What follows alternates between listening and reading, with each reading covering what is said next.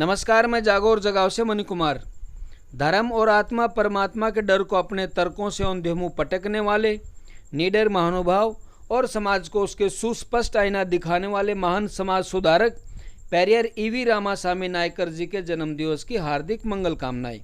15 सितंबर 1879 को self respect movement के प्रोधा Periyar EV Ramasamy Naikar का जन्म पिछड़ी जाति में हुआ। सच्चाई को उसके स्पष्ट रूप में पेश करना उनका अलग अंदाज था, लेकिन पाखंडवादी और धर्म का धंधा करने वाले लोगों को आज भी वह उनकी आंखों में चुभते हैं। उनका जातिवाद पर कड़ा प्रहार करना बिना किसी लाग लपेट से कड़वे शब्दों में होता था।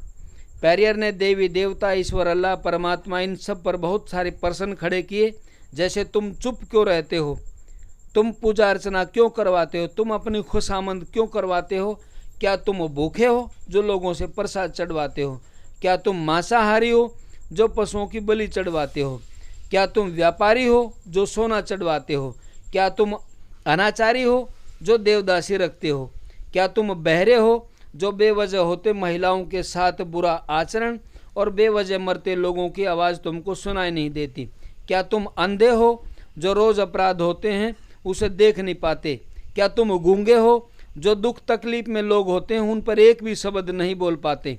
इस तरह उन्होंने अनेक प्रश्न खड़े किए, लेकिन धार्मिकता में डूबे लोग उनके द्वारा खड़े किए गए प्रश्नों को हजम नहीं कर पाते थे।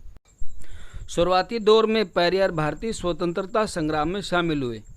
कांग्रेस के अधिवेशन में वह गांधी जी के साथ रहे। एक अधिवेशन में सभी जातियों के लिए खाने की अलग अलग व्यवस्था की गई थी। सभी जातियों के लिए खाने के अलग अलग टेंट लगे हुए थे। उन्होंने इस बारे में प्रश्न खड़े किए कि ऐसा क्यों हो रहा है। कांग्रेसियों ने जवाब दिया कि सब धीरे धीरे ठीक हो जाएंगे, लेकिन पेरियर ने कांग्रेस के इस आचरण पर कांग्रेस से 1925 में इस्तीफा दे दिया। 1927 में अपनी यात्रा के दौरान मद्रास में गांधी जी के ब्राह्मण समर्थक भाषण से पेरियर विशेष रूप से नाराज थे।